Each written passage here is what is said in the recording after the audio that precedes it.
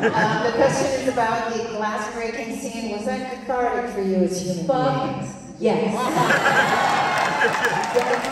yes. And shout out to the crew who had to clean up all that glass every time we dropped it. So we really only had 2 good shots, right? 2 takes to really do it. But it was, I mean, I think I was at my breaking point. At the back there.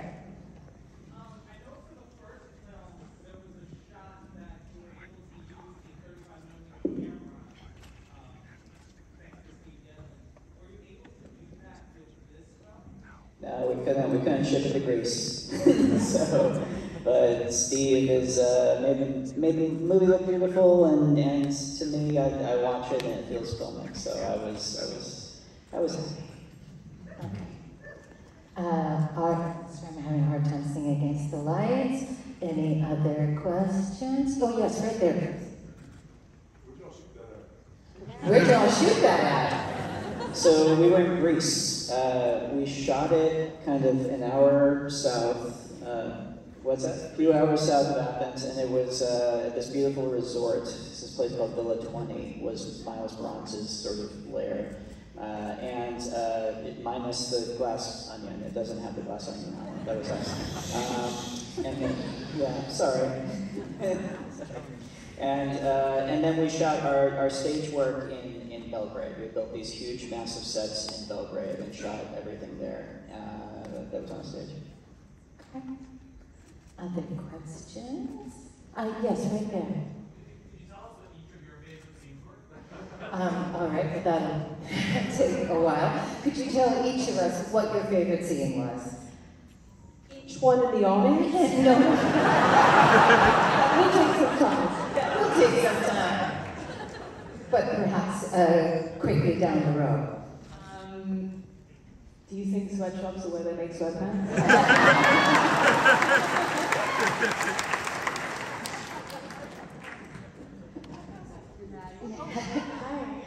I have to agree with Janelle. I think smashing the glass was my favorite scene. We also were in our same marks for a couple weeks. So we became very acquainted with that whole set, and I very much enjoyed it. I think coming in tonight, not having seen it, I was understandably a little tense, a little nervous, and so I don't think I'll ever forget the first sort of 10 minutes of the movie with all you guys, listening to these songs. It's so funny, and seeing it all come together, my shoulders went down, so that was really special. I would also say probably the whole sequence in the the dining room, living room, Miles Bronze, amazing house. That was really fun to watch and fun to shoot because we were in there for some time and it was a real bonding experience. I'm gonna go with Leslie on this one. I loved seeing all of us come together because we didn't get that opportunity. We only did it in rehearsal, actually. We did it all together in rehearsal, and then we shot it all separately. So to see that for me was, I had the same thing. I was like, there we are. I think my favorite, I would have to say, it's a scene that you guys didn't see. The scene of us all being together outside of working on this movie. Yeah. We really bonded. I mean, we're in the middle of making a murder mystery film, and we literally were having murder mystery parties on Saturdays every weekend. Ryan would send a handwritten note to us all, and I think, it was a life-gasm. Being able to bond with everybody. This is what it's about. It's the human experience, fuck that we act and we make art and we do all these things, but it's really the people that you have these experiences with that makes them so fulfilling and rich. And I'm forever grateful to have had this moment with every single person on the stage and the whole crew.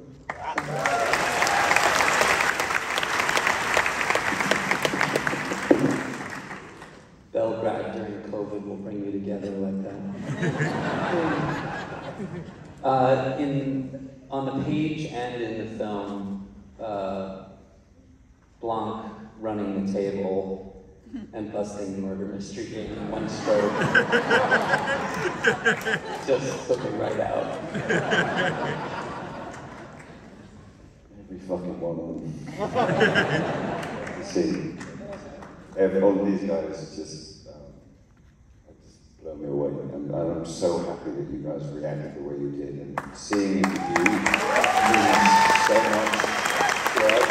Because, we had a great time, but we didn't make it for ourselves, and we made it for you. So thank you for being here tonight. Thanks for coming out, everybody. Thank you.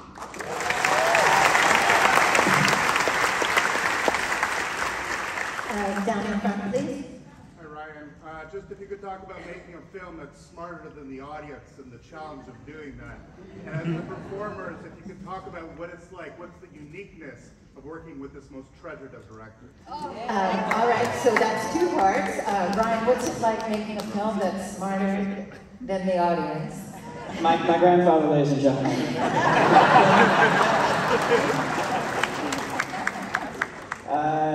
Well, I really appreciate it, man. I disagree, though. I think nobody is smarter than the audience. And I think it's a fool's game to try and outsmart an audience. I think the thing is to take people on a ride and take them on a roller coaster ride as opposed to seeing it as a chess game. And that's what we try and do with these movies.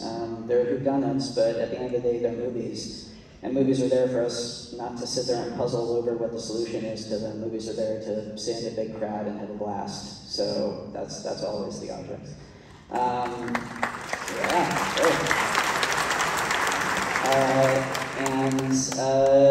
Yeah, that was it. And what was the second half? Just if the actors could talk about working with this unique... Of course, okay. And if the actors would like to speak about working with this tremendous man, this tremendous talent here. That puts them terribly on the spot. This is my second time, and I hope we do it. I just work with Samantha the rest of my life.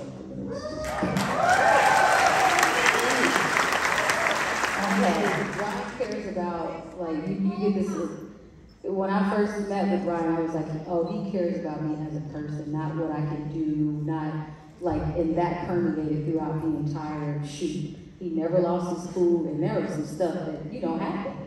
But Ryan was always cool, collected. He asked questions outside of the work. He was a great collaborator. Any ideas that I had, I always felt comfortable coming to him. And I'm like, I get to work with him, creative, record. Like all these amazing actors, and here I am kind of nervous and da-da-da-da. But talking to Ryan, he just made me feel like, I'm supposed to be here. I care about you as a person, and I think that was important for all of us to like you, and we checked in on each other, and that made our scenes more real. We invested in each other as people, as human beings. Yeah. Here, please. Ryan, I just want to ask what it what it was like working with Sondheim, since the only film he ever wrote was a whodunit, and that was kind of his last on-screen appearance. The question is, could you speak a little bit about working with Sondheim? Yeah, being not just a musical theater junkie, but also anyone who's a whodunit nut knows that Sondheim was also the one play that he wrote was a whodunit, and I felt we put a really fun reference in the first movie where Daniel sang "Losing My Mind" beautifully, and I had heard kind of through the grapevine that Sondheim had seen it and enjoyed it, and then we had this idea for the cameo at the beginning of the movie on the Zoom, and for those of you who don't know, Stephen Sondheim was one of the people on that Zoom playing Among Us at the beginning, and God bless him, he was incredibly game for it, and was so lovely. For me, I'm so happy he's here in the movie. I'm even more happy that I got 10 minutes on the Zoom with him just to tell him how much his work meant to me.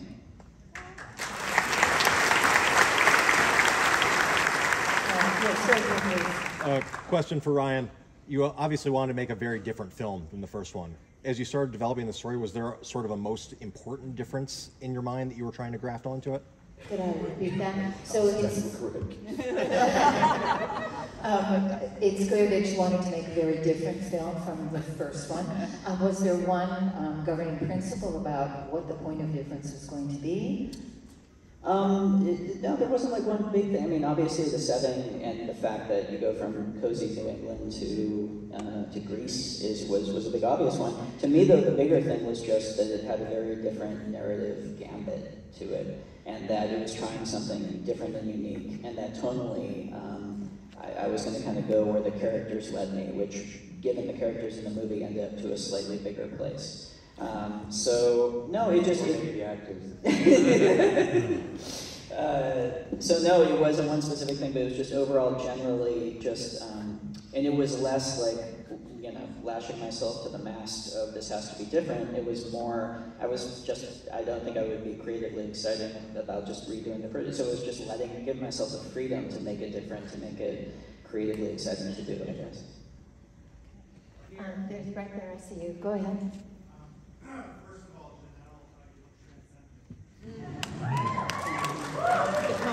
Janelle from the island, the onion people, the island.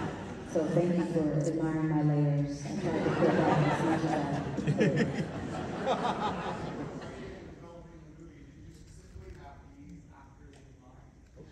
Ryan, when you were developing and writing the film, did you specifically have this group of actors in mind? Only Daniel, just Daniel. And no, everybody else, it's, I've kind of found it's dangerous to write with actors in mind, because inevitably, if it doesn't work out, you get your heart broken. It's also more fun just to write characters in a vacuum, and then see who you can get to play them would be the most fun. And my God, I'm the luckiest son of a bitch in the world looking at this cast.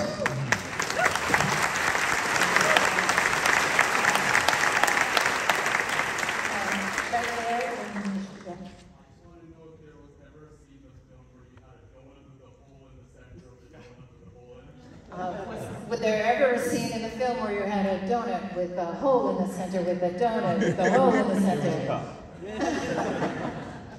You have it on good authority, is it? Down here, yes. My question is for Ryan Johnson and Daniel Craig. Can we expect any more Benoit Blanc movies? The question is for Mr. Johnson and Mr. Craig. May we expect any more Benoit Blanc movies? Yes.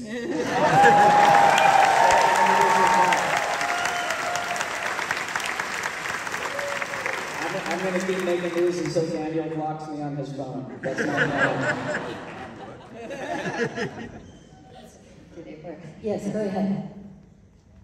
The themes are similar from the first movie to this movie. Were you worried about that giving a little too much away? The themes were similar from this movie to the last movie? Yes. I'm not sure I agree, but Rich, entitled assholes all getting together and... oh, rich entitled assholes all getting together. I'm just quoting, sir, I'm just quoting. No. I mean, to me, that's just a byproduct of the very purposeful choice of these movies being set in America in the present day, I think.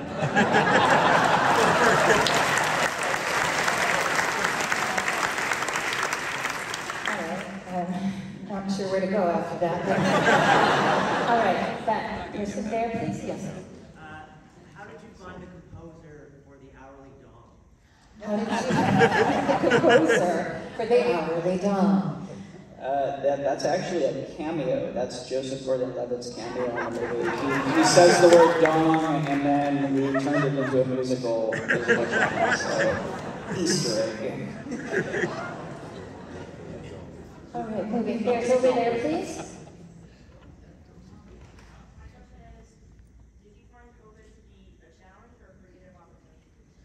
Interesting question. Did you find COVID to be a challenge or a creative opportunity? It was sadness, really, because although we were in our bubble, which is the actors and the sort of crew around us, we couldn't get to socialise with the rest of the crew, and sort of it was an odd experience working with people so closely and then getting to know them really. It was, that was one tiny sadness and a wonderful experience. All right, another question. All right then. You're up there. Hi. Go ahead, yes. All right, we've got two. Stereo. All right, yes, so we'll take one, and then the other you choose. Go ahead, we're speaking to you.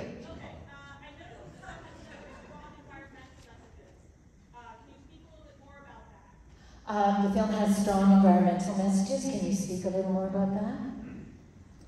No, I think what's in the film is kind of like in the film, yeah. I don't know if it ever is fun to speak about messages. It's more fun to put them in a murder mystery. But yeah, I appreciate it.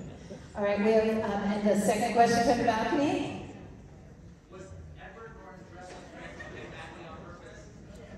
Was Edward Norton dressed what? Yeah.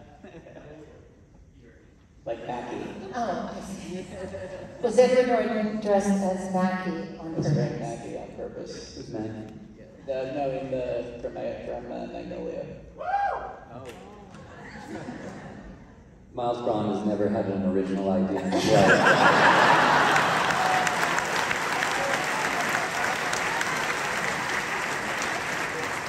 And on that note, I've had the signal. Please join me in thanking and congratulating